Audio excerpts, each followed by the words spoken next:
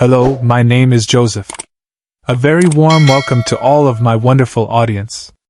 If you are new here, please consider subscribing to the channel. Your support helps us bring these important stories to light. Now let us begin. Our story starts on a day that should have been full of joy. It was the day after Christmas in the year 1996. In a beautiful house in Boulder, Colorado, a terrible tragedy occurred. A little 6-year-old girl named JonBenét Ramsey was found dead in her own home. She had been missing for hours before her father discovered her in a basement room. For nearly 30 years, this case has remained a mystery. It is one of the most famous unsolved crimes in American history. The image of JonBenét, a bright little girl with a pageant smile, has haunted the public imagination. Everyone wanted to know what happened to her. But no one had the answer. The police worked on the case for years. They followed thousands of tips. They interviewed over 1,000 people. They traveled to many states. But the puzzle pieces never seemed to fit together perfectly. For a long time, many people looked at JonBenét's own family with suspicion. Her parents, John and Patsy Ramsey, and her older brother Burke, were at the center of a storm of public doubt. The media often suggested they were hiding something. Then, science offered a new clue. Advances in DNA technology revealed something critical. On JonBenét's clothing, investigators found traces of genetic material that belonged to an unknown male. This DNA did not match her father, her brother, or any other family member. Because of this evidence, the district attorney officially cleared the Ramsey family of any involvement in the crime. The DNA pointed away from the home and toward an outsider. Yet, the mystery remained. Who was this unknown male? Without a name, the DNA was just a ghost. A ghost that had walked through that house on that tragic night and vanished back into the world. Now, as we approach the 30th anniversary of JonBenét's death, something is changing. The Boulder Police Department has broken its long silence. They have issued a new statement. They are not closing the file. Instead, they are telling the public that the investigation is more active than ever. They are using new technologies that did not exist 30 years ago. They are working with the FBI and national DNA experts. They are testing evidence again with tools that are like something from science fiction. The police chief gave a video update. He said his detectives are committed to solving this crime. They are following every lead. They are conducting new interviews. They are collecting new evidence. He even mentioned that he has personally met with the Ramsey family to update them. The message is clear. They believe they are closer than ever to finding the truth. This new push centers on that piece of unknown male DNA. The key to solving this 30-year-old puzzle is a tiny, microscopic clue. The police are now using a revolutionary technique called investigative genetic genealogy. You may have heard about it. It is the same method that helped catch the Golden State Killer, a murderer who had evaded justice for decades. Here is how it works.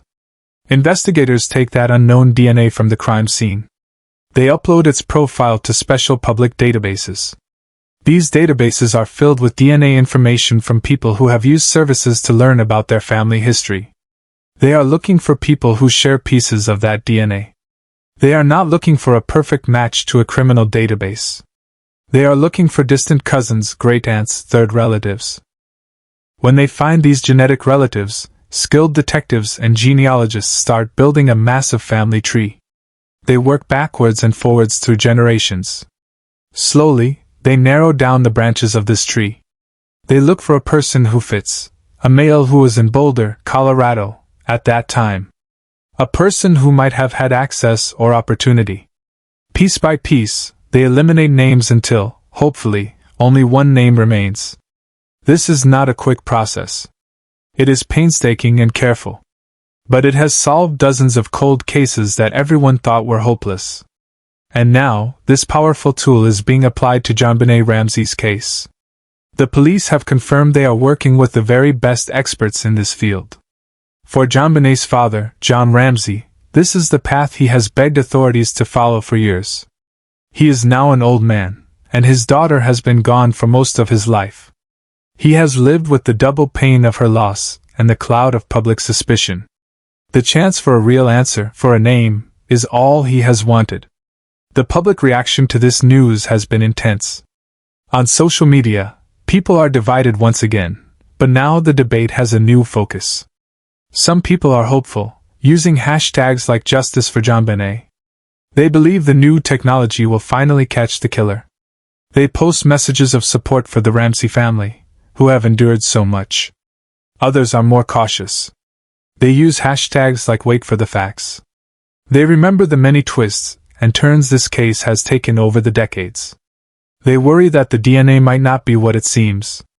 They wonder if it could have come from a factory worker who made the clothing, or from accidental contact. These people say we must wait for solid proof before we celebrate. And of course, there are still those who cling to the old theories about the family.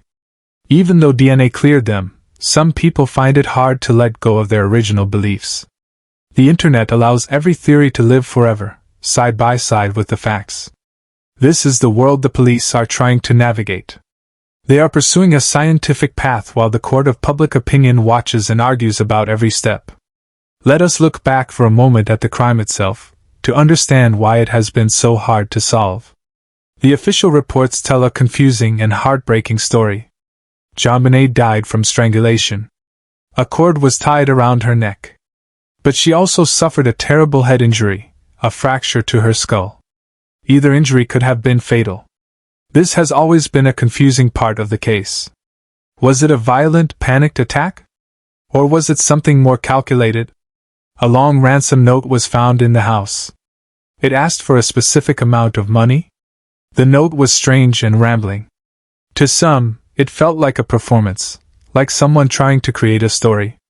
The home showed few signs of a forced entry, which made early investigators look inward. For years, these details fed the public's imagination.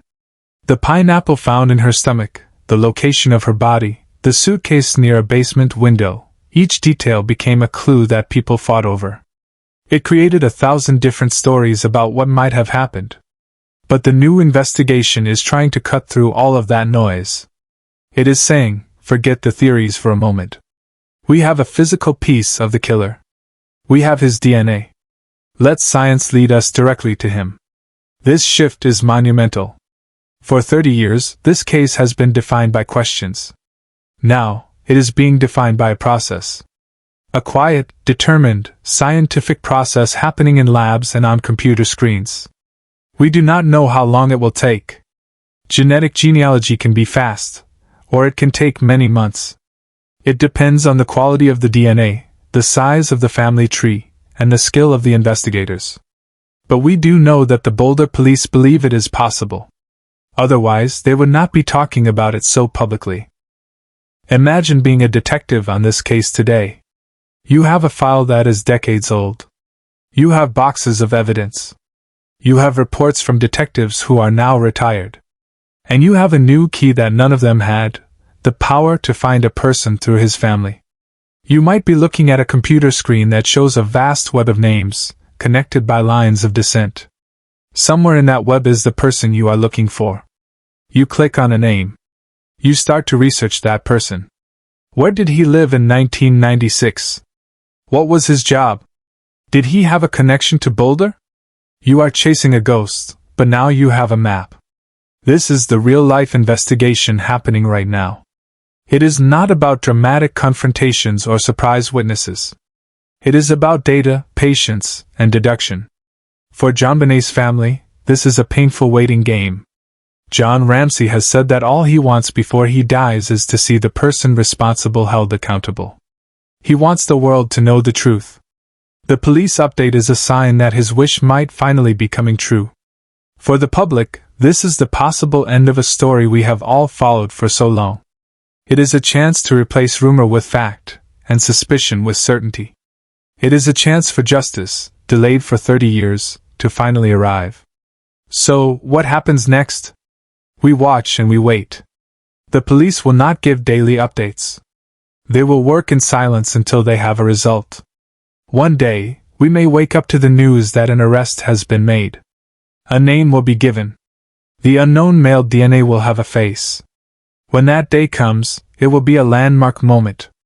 It will prove that no case is ever too cold, and no mystery is beyond the reach of modern science.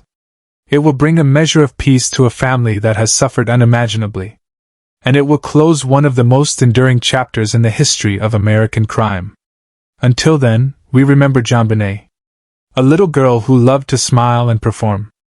A life ended far too soon. Her story is not over. The last page is being written now, in labs and offices, by people who have not given up. Thank you for reading. This is a story we are all a part of, simply by remembering. Please share your thoughts in the comments below. What do you believe will happen? And if you have not yet, please subscribe to the channel. We are committed to following this story and bringing you clear, thoughtful updates as this historic investigation moves forward. Together, we will see how it ends,